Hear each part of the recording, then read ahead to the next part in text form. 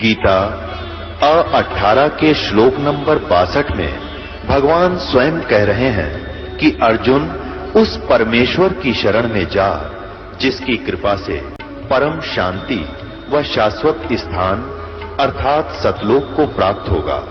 वो परमेश्वर कौन है, कहां है, कैसा है, जानने के लिए कृपया अवश्य सुनिए जगत गुरु तत्वदर्शी संत रामपाल जी महाराज के अमृत वचन। देख कुबद काल के हाथ में पहले तो इनको एटम बम बनाता सिद्धियों से, गलत साधना शास्त्र विधि रहित मनमाना तप तपवा के, जैसे विष्णु जी कह रहे थे देवी पुराण में कि मैं पहले तो घोर तप को तपता हूं और फिर बैटरी चार्ज हो जा सिद्धि आ जा, फिर राक्षसों से लड़ता हूं, उन नरे राक्षसों को मार डालता है उसके बैड अकाउंट में है, और फिर जब ये विष्णु पद से रहित होगा मरेगा फिर इसको कुत्ते की योनि में होय होय ऐसा धोखा करता है। अपनी आत्मा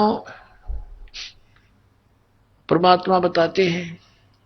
फिर उधर से काल के हाथ में रिमोट था, उसने उसकी रिमोट से ऋषि के अंदर प्रेरणा भर दी कि इसमें तो अभिमान हो गया राजा में, इसका अभिमान ठीक करना चाहिए। ऋषि खड़ा हुआ और कहने लगा भाई इस घोड़े को मैं पकड़ देता हूं और मैं तुम्हारे राजा का युद्ध ओट लेता हूं। सैनिक कहने लगे रे कंगले कंगाल तेरे दाने खाने को नहीं, और युद्ध करेगा तो मानदाता चक्रवर्ती राजा के पास अपने फेरले माड़ा बोल वाला बैठ के मत पंगे मपा दे, जपले अपनी भक्ति कर, जो सा काम करया करे ऋषि वही कर तू। ऋषि बोला भाई मन ने तो पकड़ दिया है घोड़ा और जाओ कह दो तुम्हारे राजा ने।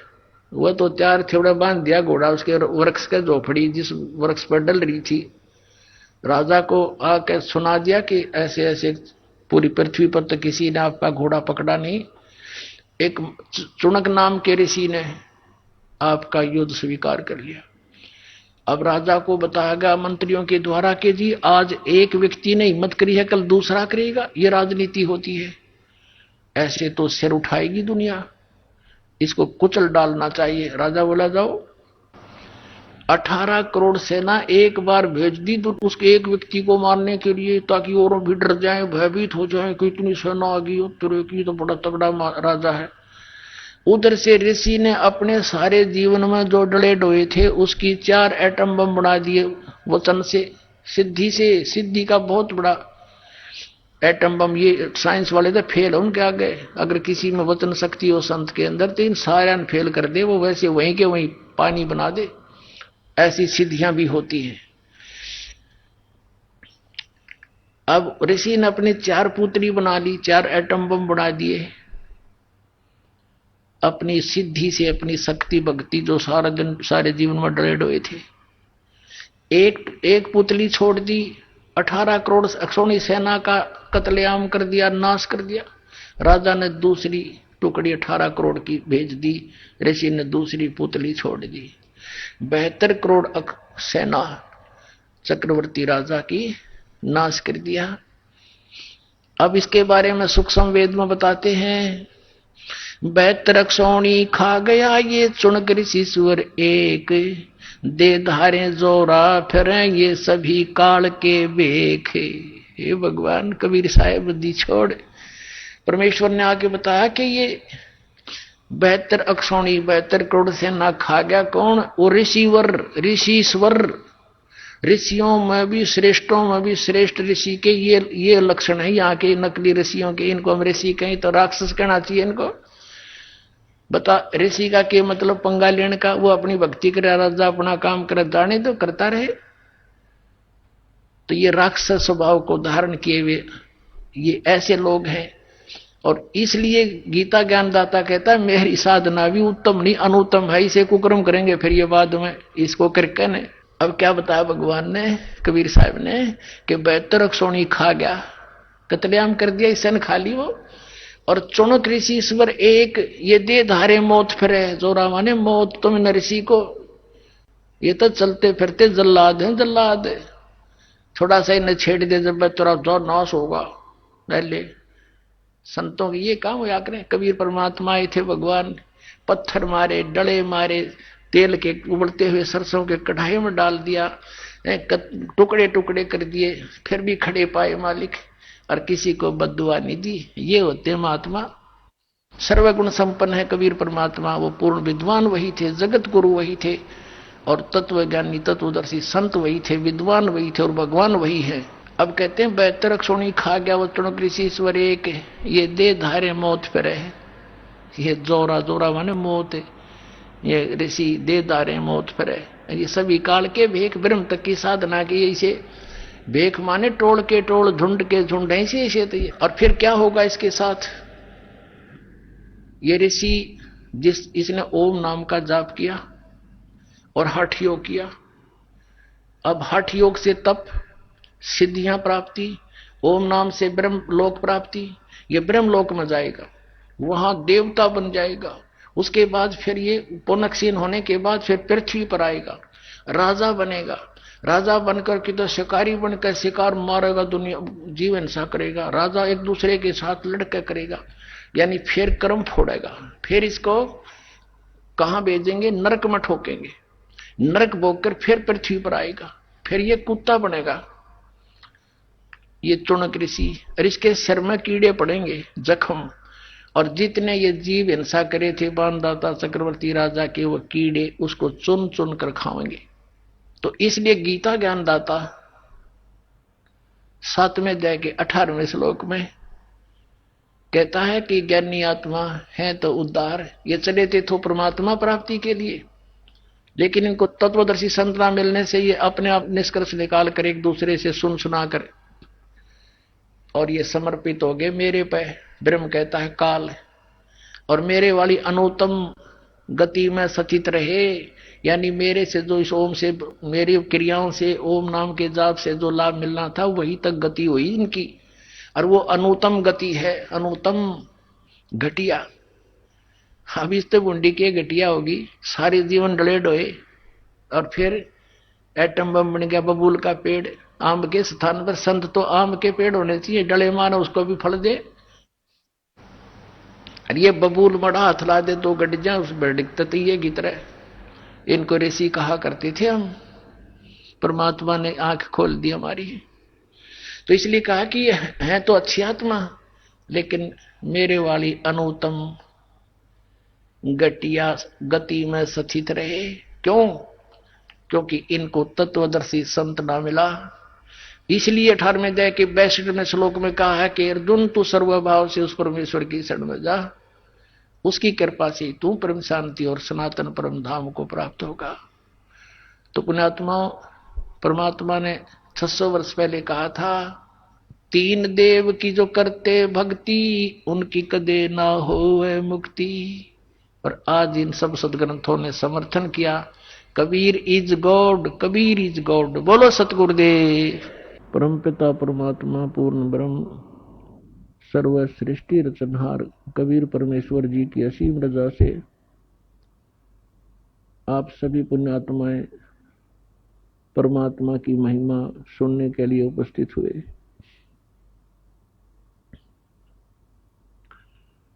परमेश्वर अपने जानकारी, अपने विषय में यथार्थ ज्ञान और सारी सृष्टि की रचना की जानकारी स्वयं ही प्रदान करने के लिए इस काल के लोक में सशरीर आते हैं, सशरीर चले जाते हैं। जैसा कि आप जी को बहुत बार सृष्टि रचना में बताया गया है कि आप सभी चींटी से लेकर हाथी तक जितने भी पशु पक्षी जलचर और जितने भी रंग से लेकर राजा मानव शरीरधारी प्राणी हैं, ये सभी उस परमात्मा कबीर जी की आत्मा है। और हमने अपने पैर पे आप कुल्हाड़ी मार रखी है अपनी गलती के कारण। फिर भी कहते हैं बच्चे गलती कर ही देते हैं, माता पिता फिर भी उनके लिए उनके बचाव का भरसक प्रयत्न करते ही रहते हैं जितना उनका सामर्थ्य होता है। पुण्यात्माओं, अभी आप बालक हो, बच्चे हो, इस ज्ञान में जिसमें आपको ये परमात्मा का यथार्थ ज्ञान होगा और आपकी आत्मा स्वीकार करेगी एक दिन के सचमुच ये स्थान ठीक नहीं, और जो ज्ञान दास बता रहा है ये किसी डूम भाट के गीत नहीं है या किसी सांगी कवि के बनाए हुए एक फॉर्मेलिटी के 2 श्लोक नहीं है। ये God given complete spiritual knowledge है जो स्वयं परमात्मा ने आके ज्ञान बताया है। इसके साथ साथ वो परमात्मा अपनी लीला अनुसार जो वो लीला किया ही करते हैं, सतलोक से आए और जिन महापुरुषों को वो मिले उनको सतलोक लेकर गए, उस स्थान पर लेकर गए जो हमारा मूल स्थान है, जहां आप और हम सभी रहा करते थे, आपका परिवार था। वहां पर सभी सृष्टि ऐसी ही है, ऐसे ही नर और नारी करके वहां सब बच्चे हैं, सारी सुविधाएं हैं। उसी की डुप्लीकेट नकल काल ने यहां कर रखी है। एक तो सोने के खिलौने हो और एक मिट्टी के कुम्हार के बनाए हुए, तो उनमें और उनमें बहुत अंतर होता है। वो कुम्हार के बनाए हुए खिलौने तो 2 मिनट में टूट जा, हाथ पाव न टांग पाओ उसकी, और सोने के बने हुए कहीं पटको उठा के उनका कुछ नहीं बिगड़ता, कीमत गनी होती है। तो सतलोक के अंदर आपको ऐसा शरीर मिलेगा जिसका नाश कभी नहीं होता, उसमें वृद्ध अवस्था नहीं है, बुढ़ापा नहीं है, सदा युवा बने रहोगे। और जिन क्रियाओं को आप यहां करते हो, सैर सपट्टा करना प्रत्येक आत्मा चाहती है, हिल स्टेशनों पर घूम का वहां जाकर पार्कों में डोड़ा में घूमे, ये सारी सुविधाएं आपको सतलोक में प्राप्त है। प्रत्येक के घरों में ऐसा है। और घूमने के लिए आपके पास विमान है, वहां पर विमान, यहाँ तो एक मोटरसाइकिल हो जाए हुआ है, बड़ी बात मानते हैं हम, और 6 दिन में तेल डलाना पड़ेगा तो लंबे सफर में जावत है। तो वहां कुछ भी नहीं है, निष्कर्म मोक्ष वहां प्राप्त होता है, बिना काम किए सारे सुख प्राप्त होंगे, लेकिन वो होगा यहां किए हुए का प्रतिफल। जैसे बच्चा विद्यालय में जाता है और विद्यालय में यदि वो उन सुखों को प्राप्त करता रहे जो उसने नौकरी प्राप्त करके प्राप्त करने थे, विद्यालय में यदि वो ऐसे ही सैर सपट्टे करता रहे, टीवी फिल्म देखता रहे, गाने सुनता रहे, जो उसका उद्देश्य उसको कर नहीं रहा, तो वो आगे चल के बहुत दुखी होता है। इसी प्रकार वो जो विद्यार्थी अपने सच्चे दिल से पढ़ाई कर जाते हैं, सफल हो जाते हैं, तो फिर उसको उस फील्ड में जा करके वो सुविधाएं प्राप्त होती है जो उसकी शिक्षा का ही प्रतिफल होता है। ठीक इसी प्रकार आप जी विद्यार्थी हैं, जिनको मानव शरीर प्राप्त है, ये सब ड्रेस है अलग से। जैसे विद्यालय में जाने वाले विद्यार्थियों की अलग से पोशाक होती है, इसी प्रकार आप जी को जिनको मानव शरीर प्राप्त है पूरे विश्व में, ये परमात्मा पाने वाली यूनिवर्सिटी में, विद्यालय में प्रवेश प्राप्त कर चुके हैं। इनके इतने अच्छे नंबर थे कि इनको प्रवेश मिल गया और ये ड्रेस मिल गई, नहीं तो कुत्ते गधे सुअर की ड्रेस ये पहले आप पहने हुए थे। जिसको भी आज मानव शरीर प्राप्त है या कभी भी होता है, तो उसका उद्देश्य भिन्न होता है, और उद्देश्य को छोड़कर वे यहीं पर कोठी बंगले कार, सांग सिनेमे, ताश खेलते रहते हैं, राजनीतिक गपौड़ मारते रहते हैं, तो विद्यार्थी फेल हो जाते हैं। और फेल होने के बाद फिर उनको कितना कष्ट होता है। और जो बच्चे पढ़ जाते हैं, शिक्षा ग्रहण कर जाते हैं, अच्छी लगन लगाकर, आगे चलकर उनको बड़ा सुख प्राप्त होता है। इसी प्रकार आप विद्यार्थी हैं, इस दास के बताए अनुसार ये सिलेबस आप करते रहोगे, अपना दैनिक कार्य भी करते रहो, परमात्मा में विशेष रुचि बनाओ। ज्यादा समय परमात्मा की महिमा सुनने और सुनाने में, मंत्र के जाप करने में, सुबह शाम और दोपहर की जो नित्य नियम बताए हैं उनके करने में ज्यादा समय लगाओ। और जो कार्य आप कभी नहीं कर सकते थे और ना ही आप सोच सकते थे कि हमें ये सुविधा प्राप्त हो सकती है इस जीवन में, फिर ये परमात्मा आपको यहाँ के भी सुख देगा। लेकिन इन सुखों से आप परिचित कर दिए जाओगे कि इस सुख को प्राप्त करके परमात्मा में रुचि कम मत करना, नहीं तो आप फिर यहीं रह जाओगे। इसका बहुत भयंकर परिणाम आपको भोगना पड़ेगा। तो पुण्यात्माओं, आप बालक हो, आपको पता नहीं आप किस गंदे लोक में रह रहे हो। ये स्थान ठीक नहीं है। यहां पर से आज कोई कितना सुखी नजर आता है और संपन्न परिवार है, सब बच्चे भी अच्छे, कोई सर्विस कर रहा है या कोई अपना बिजनेस ठीक कर रहा है, बाल बच्चे हैं, सारी सुविधाएं उपलब्ध हैं। ये आपके पूर्व जन्म के जो शुभ संस्कार हैं वही प्राप्त हैं और उनको आप आराम से खर्च रहे हो। आपका बैंक बैलेंस है।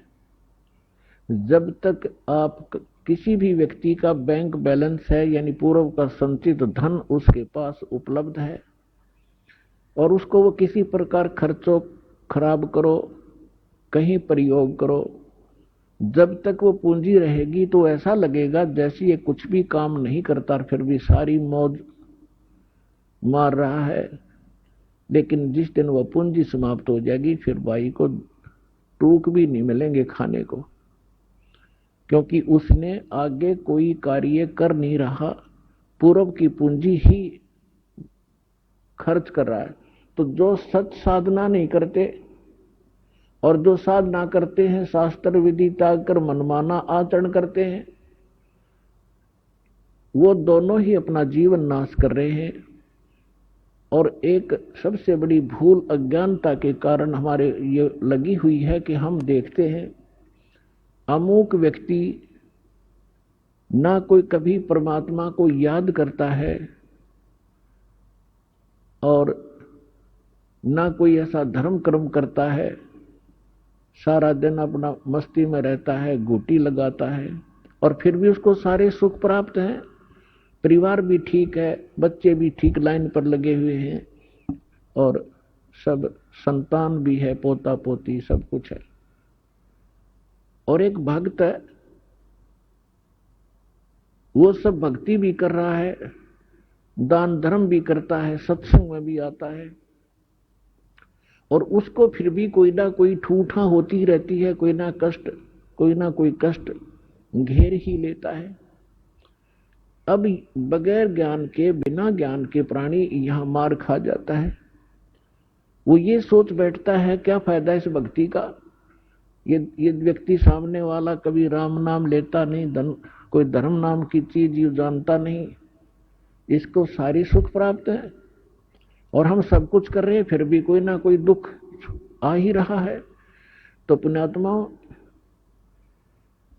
इस ज्ञान को आधार बनाकर जीना जो भगवान ने बताया है।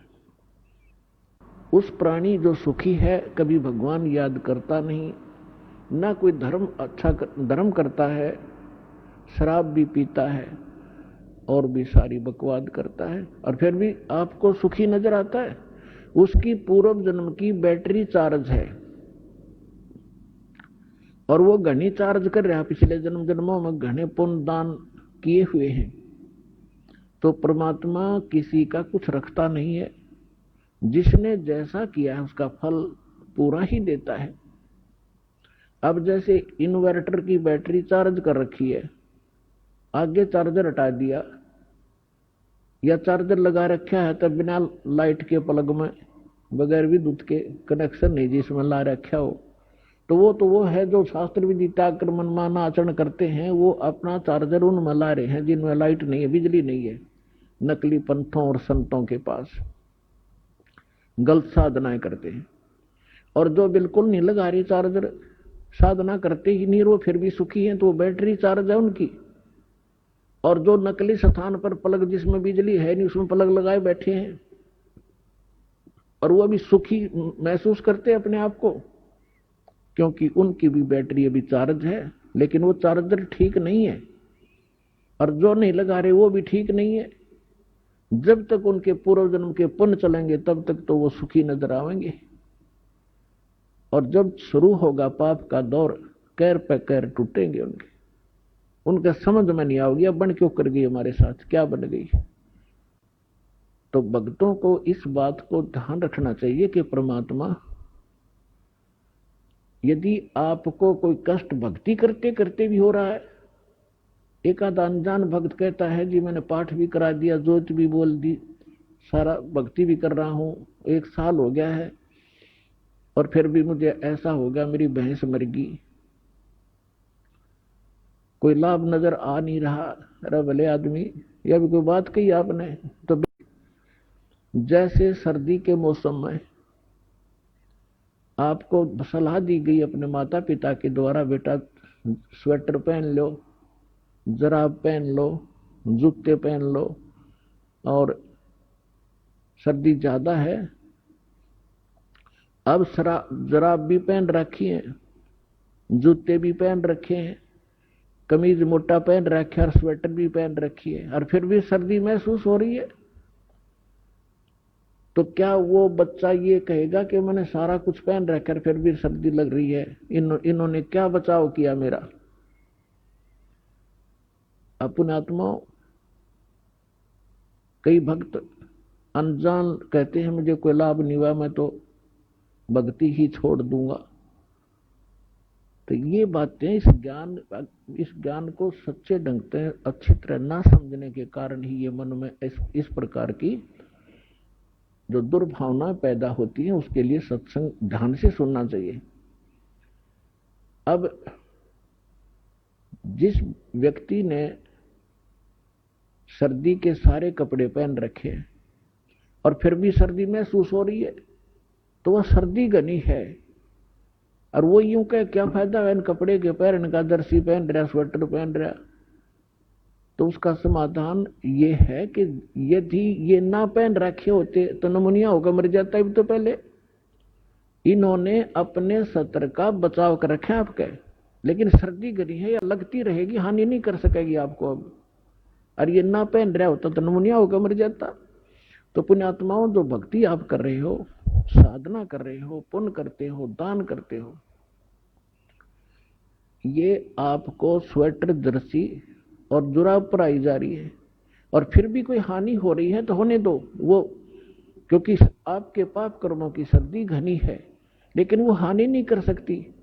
थोड़ी बहुत आपको आभास अवश्य होगा, जैसे हाथ ठंडे हो गए, कान्ना का ठंडी ठंडी हवा लग रही है, लेकिन हानि नहीं कर सकता आपको, क्योंकि आपने बहुत बचाव के कपड़े डाल रखे। इस बात को ध्यान रखना। और दूसरी बात यह है कि कबीर परमेश्वर जी कहते हैं हमारा दिल डांटने के लिए, दिल डांटने का मतलब इस मार्ग पर स्थिर रखने के लिए, और यथार्थ ज्ञान बताते हैं। कबीर सुख के माथे पत्थर पड़ो, जो नाम हृदय से जावे, बलिहारी उस दुख के जो पल पल नाम रटावे। अब परमात्मा कहते हैं इसे सुख के आग लगे भाड़ में जावे, जिस तो भगवान की भूल पड़े, आपका नाम याद ना आवे परमात्मा, ऐसा सुख मत देना। और बलिहारी व दुख के जो पल पल नाम रटावे। पुण्यात्माओं देखो, हमें अभी तक ज्ञान तो कह भी नहीं था अध्यात्म मार्ग का। वैसे अपनी परंपरागत साधनाएं पुण्यात्मा किया ही करते हैं, वो डट नहीं सकते, रुक नहीं सकते, उनकी आत्मा में इतनी तड़फ होती है। अब परमात्मा हमें थोड़ा बहुत कष्ट अवश्य रखेगा। यदि आपको सर्व सुख यहां प्राप्त होगे तो आप वही हो जो सर्व सुख को सतलोक में ठोकर मार के आएंगे। और फिर कुछ दिन में यहां भी भूल पड़ जाएगी, सारे ठाठ हैं, कोई दिक्कत नहीं आई, और वो जो लगन लगाना चाहते हैं सतलोक में की कसक बनाना चाहते हैं, वह भूल पड़ जाएगी। तो आपको थोड़ी बहुत जो तकलीफ हो रही है उसके 2 कारण समझना। एक तो ये समझना कि हे परमात्मा, आपकी शरण में और आपकी भक्ति करते करते और ये दान धर्म करते करते भी मुझे कष्ट हो रहा है, आपकी शरण में ना होता तो ना जाने के बिजली गिर जाती मेरे घर के ऊपर, मेरे शरीर के ऊपर। और ये सत की सत मानना। कुछ भक्त क्या होते हैं जो 1-2 वर्ष साधना कर लेते हैं, 5-6 महीने नाम ले लिया, 5-4 महीने फिर छोड़ छाड़ गए। गलती तो उनकी अपनी होती है, क्योंकि मर्यादाहीन हो जाने से परमात्मा की पावर जाना बंद हो जाती है। जैसे आपने कनेक्शन ले लिया बिजली का और किसी भी कारण से आपका कनेक्शन कट गया, तो पावर आपके घर पे है ही नहीं, और फिर आप यो को कोई लाभ नहीं हो रहा। लाभ कैसे होगा जब कनेक्शन कट गया? कैसे मोटर चलेगी, कैसे चक्की आटा पीसेगी, और कैसे बल्ब जलेंगे आपके? तो उसके लिए है कि कनेक्शन पुनः सुचारू करवावे। यदि क्योंकि परमात्मा को मालूम था कि जब ये सच्चा मार्ग शुरू होगा, उस समय काल ने इतनी ऊट पटांग रीतियां बना दी होंगी, परंपराएं बनवा दी होंगी, बनवा दी जाएंगी उसके द्वारा, और फिर भगत के लिए वो परंपराएं बाधक होती हैं। जो सांसारिक रीति होती है वो भगत के लिए बाधक होती है, उनसे उल्टा हटना पड़ता है। और हमारे समाज के अंदर वो इतनी घर कर चुकी होती है, तो भक्तों के लिए वो बाधक बन जाते हैं समाज के व्यक्ति। और किसी ना किसी कारण से, कोई मजबूरी से, कोई अनजानपने में, तो आपकी मर्यादा भंग हो जाती है। उसके लिए सुविधा दी है कि आप हृदय से पुकारो, और फिर आगे ऐसी गलती ना हो, समाज से संघर्ष करो। लड़ना नहीं है। अब वो आपकी बात नहीं मानते हैं तो आप भी उनकी मत मानो भक्ति मार्ग में, और बाकी जो कोई सलाह अच्छी देता है संसारिक कार्यों की, उसको स्वीकार करो। तो उस कारण से आप किसी ना किसी कारण से मर्यादा भंग हो जाती है, तो आपको हानि होना प्रारंभ हो जाएगी। और आम व्यक्ति ये सोचेगा इसने नाम भी ले रखा है, इसका फिर भी दुख हो गया। वो दुख उसके कारण भी हो सकता है कि नाम खंडित हो गया, परमात्मा का प्रोटेक्शन आपके सिर से हट गया, तो काल तो फिर लठ लिए खड़ा है, कभी ठोक देगा। तो हमने सबसे बड़ा इस मार्ग पर सफल होने के लिए परमात्मा की मर्यादा का पालन करना है। कबीर साहब कहते हैं, जब लग हंसा हमरी आना, काल लगे ना तुमरा बाना। परमात्मा ने कहा कि जब तक ये मेरा हंस, मेरी आत्मा मेरी मर्यादा में रहेगा, काल तेरा अटैक नहीं हो सकता। अब हम क्या करते हैं, जो दुखी हैं, जो दुखी आत्मा है, यहां आते हैं, उनको जो भी हम मर्यादा बताते हैं वो सहर्ष स्वीकार करते हैं, क्योंकि वह लुट पिट कर आते हैं। उन्होंने सभी देवी देवता जाड़ के देख लिए, उन्होंने सभी जंतर मंत्र करवा रखे हैं, और यहां आते ही सुख हो जाता है। तो फिर वो मर्यादा खरी रखते हैं, क्योंकि उनको मालूम है यदि मर्यादा भंग होगी तो वो कैर फिर टूटने लग जाएगा। और जो बीच बिचाला सा है, जो ना गने दुखी है ना गने सुखी है, और वो यहां आते हैं, नाम ले लेते हैं। परमात्मा का तो स्वभाव है, बिजली कनेक्शन मिलते ही कोई काम कर लियो सब डूडा उठा देगी। और फिर वो लोग विचलित हो जाते हैं, क्योंकि ज्ञान संपूर्ण ना होने से, और कहीं लोक लाज में आकर फिर वो कोई ना कोई गड़बड़ कर ही जाते हैं, और मर्यादा भंग हुई। देखो, 2 कारण होते हैं। कई भक्त ऐसे होते हैं बार बार मर्यादा भंग करते रहते हैं, कोई हानि भी नहीं होती उनको। और कुछ ऐसे होते हैं मर्यादा भंग कर दी, तुरंत उसको हानि होगी या मृत्यु हो जाती है या कोई और कष्ट भारी आ जाता है। उसका ये कारण होता है कि जो बार बार मर्यादा भंग भी कर रहा है, कोई हानि भी नहीं हो रही है, तो उसका अभी शुभ संस्कार पिछले चल रहे हैं। और जिसने मर्यादा भंग कर दी और मृत्यु होगी, तो उसका संस्कार था मृत्यु का, और मर्यादा भंग होने से परमात्मा का प्रोटेक्शन हट गया, और उधर से उसका वो समय आ गया। और यदि वो मर्यादा में होता तो वो समय वैसे कहा जाता मृत्यु का, उसको मृत्यु प्राप्त नहीं हो सकती। तो पुण्यात्माओं ये थोड़ी सी सावधानी ये भी बरतो, घनी सावधानी बरतो कि हमारा नाम खंड ना हो। लोक लाज ना कीजियो निर्भय हो रहिए, ये मन साधो दीजिए ते गोविंद पाइए। परमात्मा कहते हैं लोक लाज ना करना अगर इस मार्ग में सफल होना है तो। हाँ, लोक लाज वो करो जो चोरी नहीं करे, उसमें लोक लाज माने, जारी नहीं करे, रिश्वत नहीं लेनी चाहिए और झूठ नहीं बोला, किसी को ठगा नहीं, ये है लोक लाज करण की। लेकिन ये लोक लाज नहीं करे कि भक्ति मार्ग में बाधक हो। तो कबीर साहब कहते हैं कुल करनी के कारण ये हंसा गया बिगो, और तब ये कुल के कर लेगा जब तू चार पाया का हो।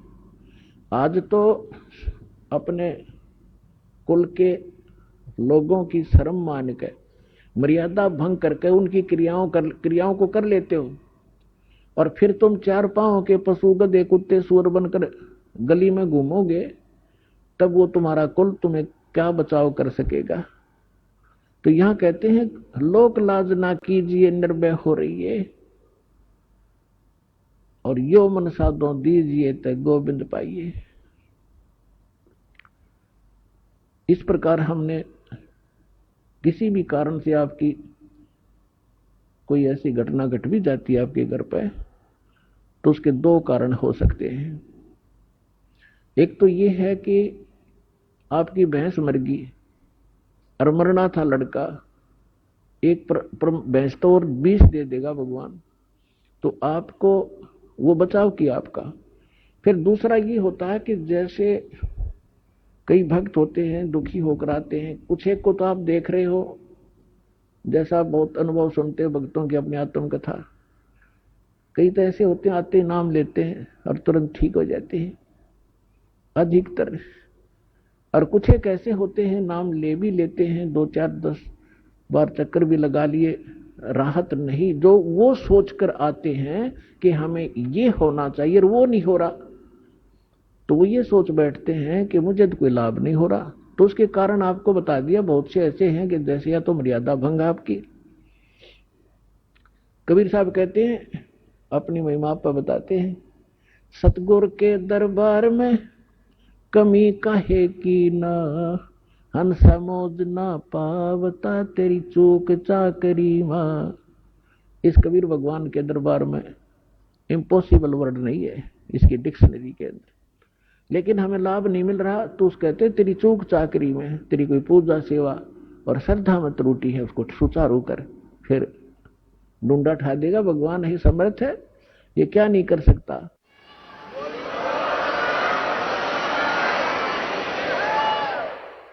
एक झोपड़ी में रहने वाला एक जुलाहा, जो संसार उसको जुलाहा मानने थी जाने थे, अब तक 10 पार खू हो गया, हमें पता लगा तो लाल थे भगवान थे, और जिसके द्वार पर 18 लाख व्यक्ति आ गए, जिसके सुबह का आटा घर में ना हो और उसके घर पर 18 लाख मेहमान आ जाए, चिट्ठी बाई इनविटेशन, और सबको फिर 3 दिन तक वो मोहन भोजन खिला रहे हैं, सब हलवा पूरी खीर खांड और सूखा सीधा को ले जाता, ले जाओ खा लियो अपने घर पर जाके, और एक असर भी 1 दोहर दे रहे हैं। तो पुण्यात्माओं वही समर्थ आज आपके साथ है, तो वो क्या नहीं कर सकता आपके लिए। तो परमात्मा कहते हैं सतगुरु के दरबार में, यानी परमात्मा के दरबार में, अब सतगुरु जो होता है वो परमात्मा ही होता है, या फिर परमात्मा अपना विशेष कृपा पात्र ही भेजा करते हैं। तो वो कृपा पात्र जो परमात्मा का दास होता है, परमात्मा की सभी पावरों से युक्त होता है, उसको परमात्मा अपनी शक्ति देकर भेजता है। जैसे प्रधानमंत्री का कोई प्रतिनिधि हिसार में आ जाता है, तो उसको वो अपनी बहुत सी पावर देकर भेज देता है, और हरियाणा स्टेट के लिए वो पर्याप्त होता है, जो उसको उसकी रिक्वायरमेंट होती है वो पूरी कर देता है 1 मिनट में। तो इसी प्रकार जैसे प्रसंग चल रहा है कि कुछ भक्त आप देखते हो आशीर्वाद लेते ही और सब दुख दूर हो जाते हैं। शारीरिक कष्ट, प्रथम तो शारीरिक कष्ट ही दुख मानते हैं और फिर घर में सुविधाएं प्राप्त हो जाती हैं। अब दूसरे को ऐसा नहीं हो रहा है तो ये सोचना चाहिए कि जैसे डॉक्टर के पास सैकड़ों मरीज जाते हैं रोगी, और एक रोगी को तो 4 टैबलेट देता है और अगले दिन बताता है जी मैं स्वस्थ हो गया, और एक का इंजेक्शन भी लाता है, ग्लूकोज भी चढ़ा देता है, एडमिट भी करना पड़ जाता है, और फिर 1-2 महीने तक उसको टैबलेट दी जाती है। तो स्वस्थ करके छोड़ेगा डॉक्टर, क्योंकि उसको पता है ये रोग भयंकर है, ये 4 गोलियों से ठीक होने का नहीं है। तो पुण्यात्माओं, आप जी ने ये ध्यान रखना चाहिए। एक तो इसमें ज्ञान परमात्मा ने इसलिए आधार बनाया है क्योंकि जब परमेश्वर कबीर जी 600 वर्ष पहले आए थे, सन 1398 से सन 1518 तक जब परमात्मा यहां आए थे तो उन्होंने अपनी वो सारी लीला करके दिखाई थी जो भगवान किया करते हैं। तो जो प्रसंग चल रहा है हम उसी पर आते हैं कि जैसे कोई एक्सीडेंट हो गया किसी व्यक्ति का और वो हॉस्पिटल में जाता है और उसके शरीर से ब्लड निकल रहा है, बह रहा है, उधर से उसकी टांग फ्रैक्चर होगी है दूसरी, और उसमें पीड़ा घनी हो रही है। अब वो डॉक्टर को वो चिल्लाता हुआ तो जा ही रहा है, डॉक्टर ने देखना है कि पहले इसकी टांग का दर्द ठीक करना है या ब्लड रोकना है। वो ब्लड को रोकेगा कि ब्लड बह गया तो फिर यह टांग भी चली जाएगी।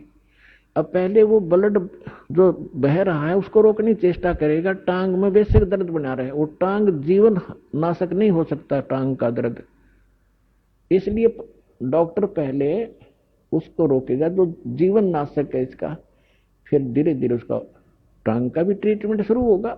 इसी प्रकार आप जो उद्देश्य लेकर आते हो और वो पूरा ना होता है तो परमात्मा ने हमारे को ये ज्ञान दिया।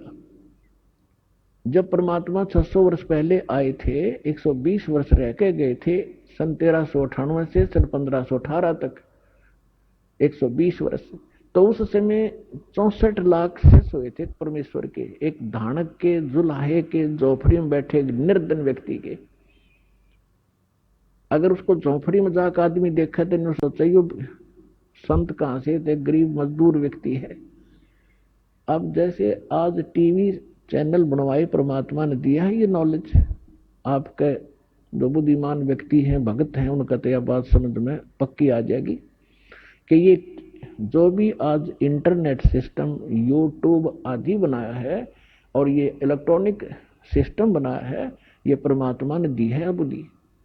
अब जैसे ये अध्यात्म मार्ग का ज्ञान आज तक किसी ऋषि, महर्षि से बड़े बड़े विद्वान जो दीक्षा करते किसी के पास नहीं था, और यू ज्ञान इस दास को दे दिया और ऐसा सुलझा के दर दिया, आम व्यक्ति समझ सकता है। आपके लिए कितनी सुविधा होगी ना। आप ये गीता पढ़ते पढ़ते कितने दिन हो गए थे, और इस गीता को फर्स्ट क्लास की बुक बना दिया परमात्मा के ज्ञान ने। पहली कक्षा की किताब से दिखा हमने, ना पाठ दिखाई देता। तो इस दास ने अपनी अकल और अपनी बुद्धि का खूब पता है, जिसी मेरे में बुद्धि थी। मुश्किल से पास होया करते, पढ़ा करते जब, और 6 बार पढ़ा करते जब कि एक लेसन याद होया करता। आज उस परमात्मा ने अकल दी, बुद्धि दी, और ये सब सदग्रंथ खोल कर दरवा दिए। तो गॉड गिवन माइंड है ये, ना कि जीव का।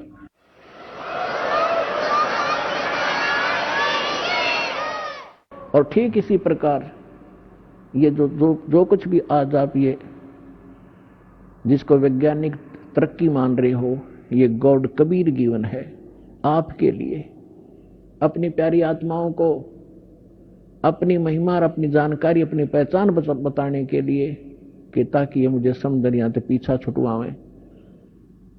ये विज्ञान कति काम नहीं आवेगी किससे कभी। और दूसरी कृपा की दाता ने विज्ञान दी, डॉक्टरों को बुद्धि दी, अच्छी दवाइयां खोज ली। आप पहले हम देखा करते हमारे पूर्वज और हम भी जब छोटे छोटे थे, इतनी औषधि थी नहीं। सिर में दर्द हो जाता कपड़ा बांध के 3-3 दिन पड़ी रहा करते, काम भी ना कर सके थे। और अब लेकर टेबलेट 10 मिनट में अपना काम करो। तो आज अगर वही स्थिति होती, शरीर में कष्ट हो जाए, तो आज ऐसी मेडिसिन जो दी है ये परमात्मा गॉड गिवन है, कबीर साहब ने दी है। और एक टेबलेट ली और अपना भजन करो और काम करो। तो इसी जब 600 वर्ष पहले परमात्मा आए थे, एक दिन में वहां झोपड़ी में कपड़ा भी बुन रहे होते थे और 1-1 हजार जगह जाकर प्रकट हो जाते थे और सब जगह जाकर के अपना ज्ञान सुनाया करते थे। वही ज्ञान एक जगह बोलते थे, सब जगह अन्य रूपों में भी वही ज्ञान एक जैसा सब जगह बोला जाता था। जैसे आजकल टीवी से, चैनल से यहां बोला जा रहा है, आप विश्व में कहीं भी देख और सुन सकते हैं। तो उसमें परमात्मा ऐसी लीला करते थे जैसे आजकल तो कोई, जैसे आज यदि कोई ये करता है, परमात्मा आज करते ये लीला, तो आज वह बात बना नहीं हो। क्योंकि आज तो 1 मिनट में पता लग जाए महाराज जी वहां सत्संग कर रहे थे, दूसरा को यहां भी कर रहे हैं, तीसरा को वहां भी कर रहे हैं। तो ये एक सृष्टि क्रम में खलबली मच जाती है और जादूगर कहने लग जाएंगे फिर जादूगर है तो। और उस समय कोई जाना नहीं था 10 किलोमीटर दूर के हो रहा है, 5 किलोमीटर 1 हफ्ते में पता लग गया करता। वहां एक कोई भगत आया था, कोई संत भगत सत्संग कर रहा था। तो आज परमात्मा ने अब ये तरीका अपनाया आपके लिए। उसमें तो वर्बली सुनाया करते थे, जो ज्ञान आपको कबीर सागर से, कबीर वाणी से दास सुनाता है, समझाता है, बताता है। लेकिन वो नकली संत परमात्मा के इस ज्ञान को नकारा करते थे कि झूठ बोला है, कुछ नहीं जानता, दानक है, दुल्हा है, शूद्र है, ये संस्कृत पढ़ नहीं सकता, संस्कृत तो ब्राह्मण लोग पढ़ते हैं। तो नकलियों की दाल गली रही। और उस समय परमात्मा के 64 लाख से सोना, आज से 600 वर्ष पहले पूरे इंडिया की 4 करोड़ आबादी नहीं होगी। और उस समय इराक, ईरान और जो पश्चिमी और पूर्वी पाकिस्तान, बलोचिस्तान, अफगानिस्तान और गजनी तक, ये सारा भारत था। और सारे भारत में 4 करोड़ आबादी नहीं होगी उस समय। और उस समय 64 लाख से सो जाना एक दानक जो लाए के, क्या वो मानुष था या कि कवि था? वो समर्थ शक्ति थे, वो कबीर भगवान थे। तो उस समय परमात्मा ने ज्ञान यही दिया, लेकिन ज्ञान कम, हम समाधान ज्यादा चाहते रहे। तो जो भी परमेश्वर के आता था शरण में, कबीर साहिब की में, तो उसी को सुख होता था, क्योंकि ये परमात्मा है, ये हमारा पिता है और ये हमारे दुख को देख नहीं सकता और समर्थ है। अब जैसे कोई बालक है, बच्चा है, और किसी भी कारण से उसने कर्जा सिर पर कर लिया और पिता के पास सामर्थ्य है और वो पिता के पास आता है, पिताजी ऐसे ऐसे हो गया, तो वो कहेगा बेटा आगे गलती नहीं करेगा, ले ये तेरा कर्जा मैं तार देता हूं, तो आगे ठीक चले तो वो बात बन गई। तो इसी प्रकार ये समर्थ परमात्मा है। जो भी परमेश्वर की शरण में आते थे सब सुखी हो जाते थे। ऐसे 64 लाख शिष्य बन गए। और कारण क्या रहा कि हमने उस परमात्मा को परमात्मा नहीं माना, हमने ज्ञान आधार नहीं किया, समाधान को आधार किया। और जब सुख होते चले गए, फिर वो बकवाद हमारे मन में फिर घर कर गई, जिस कारण से हम 64 लाख के 64 लाख यहीं फिर भटकते रह गए, पार नहीं हो पाए। नहीं तो उसमें पार कर सकते थे। उसका कारण ये रहा, कबीर साहब ने कहा कि ज्ञान संपूर्ण हुआ नहीं और हृदय नहीं छिदावे, और देखा देखी भक्ति का यो रंग नहीं ठहरावे। जब तक आपको ज्ञान संपूर्ण नहीं होगा तब तक आप इस भक्ति मार्ग पर स्थिर नहीं हो सकते। आप डगमग हो जाओगे। कोई भी बीच में आकर आपको भ्रमित कर देगा, नहीं आप इधर गलत जा रहे हो, अब इधर चलो, आपकी दिशा आपको दिग्भ्रष्ट कर देगा। तो फिर पता नहीं, अब जाना था पूर्व में और चला भेज दिया उत्तर में, तो बहुत दूर चले जाओगे। ऐसे हम भटकते रहे। तो अब परमात्मा ने ये ज्ञान इसलिए आपके लिए तैयार किया है, पहले आपको शिक्षित किया। पुण्यात्माओं, जो दास वचन कह रहा है इसमें बहुत वजन है और सत्य से परिपूर्ण है। आज से 50-100 वर्ष पहले आप पिछला इतिहास देखो, लाखों वर्ष चले गए इस सृष्टि को, इस चतुर युग में। कोई भी अपने जो आम नागरिक शिक्षा नहीं, अपनी नेक नीति से कमाई करके अपना परिवार पोषण ही करता था। एक वर्ग को ब्राह्मण वर्ग को एक विशेष वो ड्यूटी सौंपी गई थी कि आप सदग्रंथों को पढ़ो, शिक्षा ग्रहण करो और फिर हमें बताओ। तो आम व्यक्ति को वो खुद जैसा भी सदग्रंथों को पढ़ते सुनते समझते थे, आम व्यक्ति को बताया करते थे। वैसे थोड़ी बहुत शिक्षा होती थी, लेकिन उसके लिए एक सिंपल सा ही ज्ञान आधार बनाया जाता था। ये आजकल की जो शिक्षा नहीं थी। तो आप देख रहे हो कि हमारे दादे परदादे 7 पीढ़ी का तो मुझे याद है कि कोई भी अक्षर ज्ञान नहीं रखता था हमारी का, और सब सुखी थे, ठाठ से रहते थे, नेक नीति से रहते थे, कोई कष्ट नहीं आते थे, और ना इस तरह की माया की हवस थी जो आज लागी आग। तो परमात्मा ने इसलिए शिक्षित नहीं बनाया था कि यह बेईमान बना देती है। ये शिक्षा आपके अंदर अभिमान पैदा कर देती है। थोड़ा सा कोई पोस्ट प्राप्त कर लेता है, कोई अधिकारी बन जाता है, काख फूल जाती है उसकी, अरकल न द्रंग मार जा, पैरालाइसिस हो जा, मुंह मगमाखी बने और लकड़े, कहाँ गई वो बकवाद। तो जब तक जीव को अपने औकात का पता नहीं लगेगा, ये ठोकर पर ठोकर खाओगा। और सबसे बड़ा दुख और सबसे बड़ा बाधक भगवान के मार्ग में अभिमान होता है। तो इसलिए इस ज्ञान शिक्षा परमात्मा ने अब मजबूरन देनी पड़ी आपको कि आपको चाहे कितने सुख दे देते यहाँ बुरवाला स्थलों का आश्रम में, और आपको ज्ञान नहीं होता, आप फिर भी यहाँ से भाग जाते। अब पहले आपको ज्ञान से रंगा जाता, आपको इसलिए बुलाया जाता है कि आप रह रहकर यहाँ आए, और आपको यहाँ आने से बहुत लाभ होता है। आप जैसे आप सत्संग के लिए तैयारी करते हो, 4-5 दिन पहले तो अपने घर की सेटिंग करने लग जाते हो कि मैंने 2-3 दिन सत्संग में जाना है।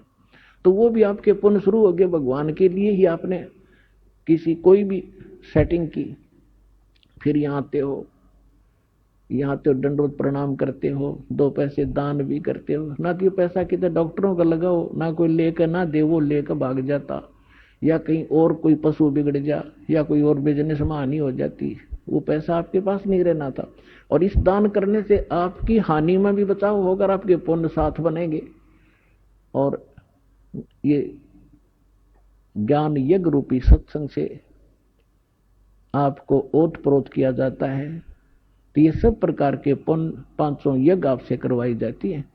आपको यहाँ बुलाने का उद्देश्य ये है कि आप इस ज्ञान को समझें और भक्ति के अंदर आपकी श्रद्धा बढ़े और आप पुण्य युक्त हों। आप यहाँ आते हो 3-4 दिन, जिस अभी जैसा दाव लगता है परमात्मा की दया से, तो यहाँ फिर आप सारी क्रियाएं करते हो। सुबह का नित्य नियम भी कर लेते हो, मंत्र भी करते हो, सेवा भी करवाते हो, आरती भी सुनते हो, रमैणी भी कर लेते हो, फिर प्रणाम करते हो रह कर, फिर अपने भाई बहनों से मिलते हो जिनको यहाँ सुख हुआ है। तो आपका दृढ़ता आती है आपको कि सचमुच मेरा भी काम बनेगा जब इनके साथ ऐसा सुख हुआ। इसलिए आपको बुलाया जाता है। और यहाँ आने से कहते हैं संत मिलन को चालिए तज माया अभिमान, और जो कदम आगे रखे ओ हे यज्ञ समान। अब इस सतलोक आश्रम बरवाला में की तरफ आप जब भी रुझान बनाते हो, वहीं से आपके पुण्य प्रारंभ हो जाते हैं। और आप कितने भक्तिहीन हो चुके हो ये अंदाजा लगा लेना। आजीवन आप यह भक्ति करते चलोगे, तब जाकर के आप सतलोक जाने योग्य पुण्य युक्त हो पाओगे। तो आप कितने जब सतलोक से आए थे तब आप कितने पुण्यकर्मी प्राणी थे। इस काल के होटल में आकर आपने सारी पूंजी का नाश कर दिया, आप एक भिखारी बन गए। गरीबदास जी कहते हैं उत्तर दक्षिण पूर्व पश्चिम तो फिरदा दाणे दाणे नु, और सर्व कला सतगुरु साहिब की हरियाए हरियाणे नु। तो आप एक दाने के लिए धक्के खाते, अंडो को इंग्लैंड में जा रहे, हर को अमेरिका में धनी बन का होगा। आपने यही धनी बना दे परमात्मा, जो नीत साबित होता है। करके देखो, भक्ति 100 सुख देगा, 100 बरकत देगा, 100 प्रकार की आपकी हानि टाल देगा, यही सुख हो गया। और फिर धन का करोगे क्या तुम? जब आपको ये अध्यात्म ज्ञान होगा, फिर आपको केवल गीता अध्याय नंबर 7 के श्लोक नंबर 29 याद रहेगा। गीता ज्ञानदाता कहता है कि जो प्राणी मेरे इस ज्ञान को आश्रय रख करके तत्वदर्शी संत की खोज कर लेता है, जिसने तत्वदर्शी संत मिल गया, मेरे इस ज्ञान को आश्रय कर लिया, तो फिर वो जो व्यक्ति जरा और मरण से छूटने के लिए प्रयत्न करते हैं, इस संसार की किसी भी वस्तु की वो इच्छा नहीं रखते। जरा माने वृद्ध अवस्था का कष्ट और मरण माने मृत्यु। अब भक्तात्माओं थोड़ा सा ज्यादा जोर देना अध्यात्म मार्ग की ओर। या माया तो बतेरी जोड़ ली आपने, और किसी के पास कोई सेठ बना दिखता नहीं। अरबपति देख लो, उसके ऊपर कम से कम 1 अरब पैसे होंगे तो 2 अरब कर्जा पाओगा। हमने नो दिखा 4 फैक्ट्री है इसके, लेकिन उसकी मेंटली हालत इतनी बुरी होती है, सपने में सुख नहीं उस मानस को। तो आपने ये इधर ज्यादा ध्यान देना पड़ेगा भगवान की तरफ।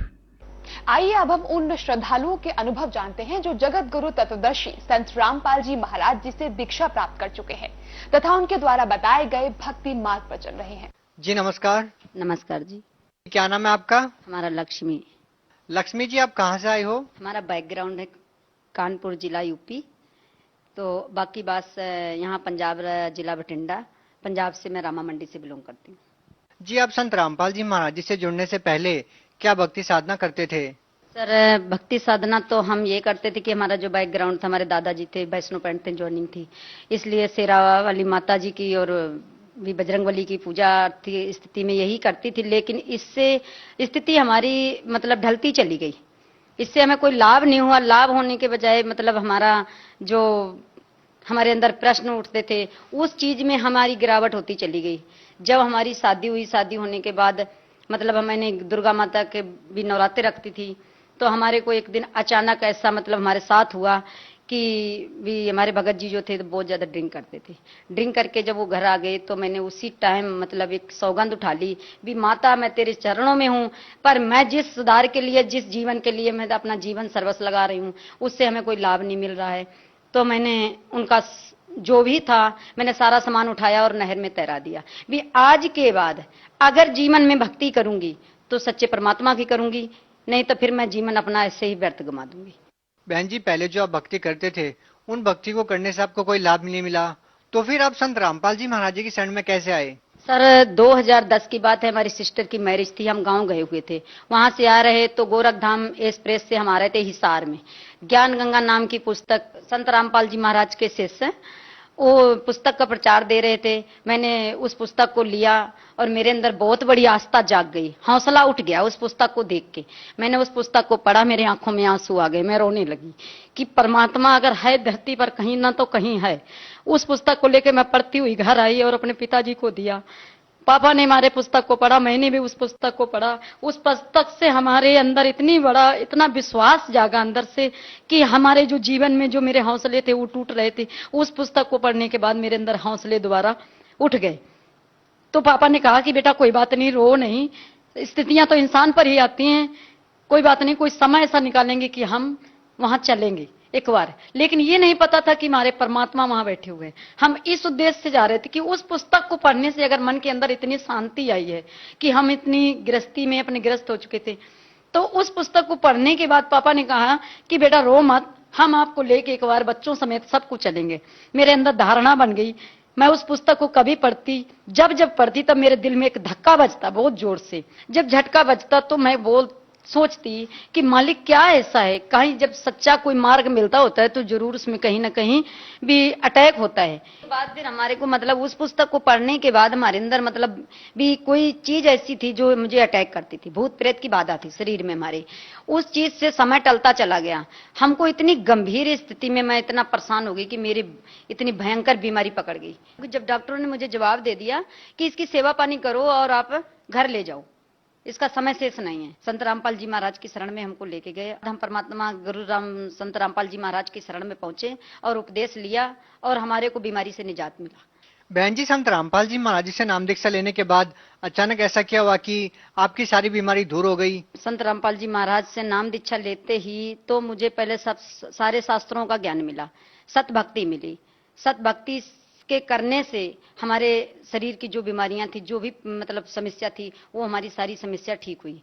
उसके बाद परमात्मा ने बंदी छोड़ सतगुरु रामपाल जी महाराज ने का सिर पर हाथ पड़ते ही हमारे घर को नशा, सबसे प्रथम नाम तो मतलब हमारी बीमारी के बाद हमारा नशा, हमारे घर में नशा बहुत ज्यादा था, नशा ठीक हुआ। हमारा घर शमशान में पहुंच चुका था। हमारे को 4 महीना परमात्मा ने टाइम दिया था कि बेटा भक्ति करो और मालिक सब कुछ ठीक कर देंगे। 4 महीने के बाद हमारा सारा सर परिवार पूरा मतलब परमात्मा की शरण में जुड़ गया।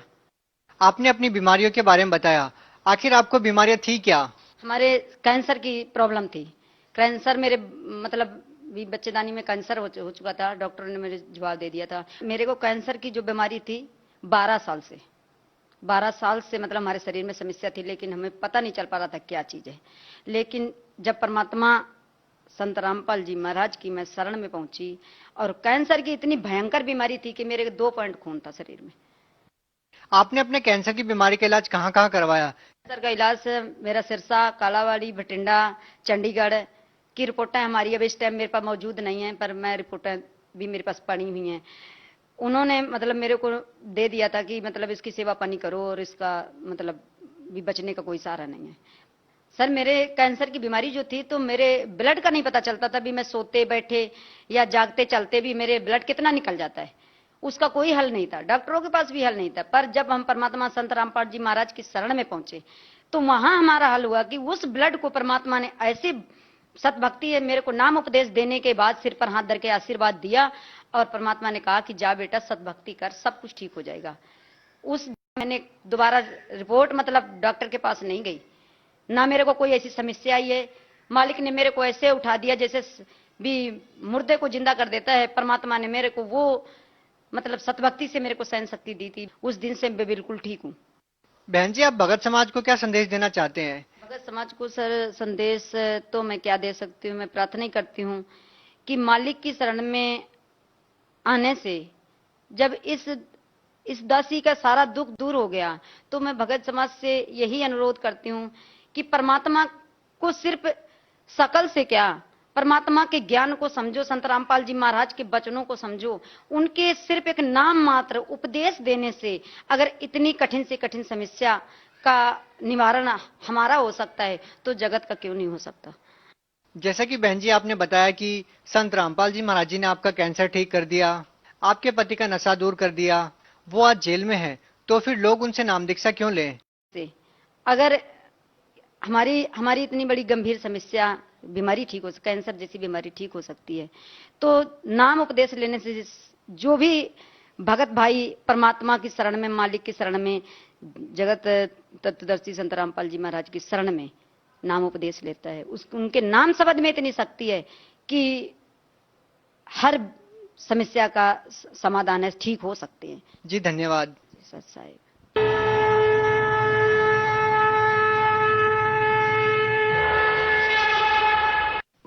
आप सुन रहे थे जगत गुरु तत्वदर्शी संत रामपाल जी महाराज के मंगल प्रवचन। अधिक जानकारी के लिए संपर्क करें 8222880541 8222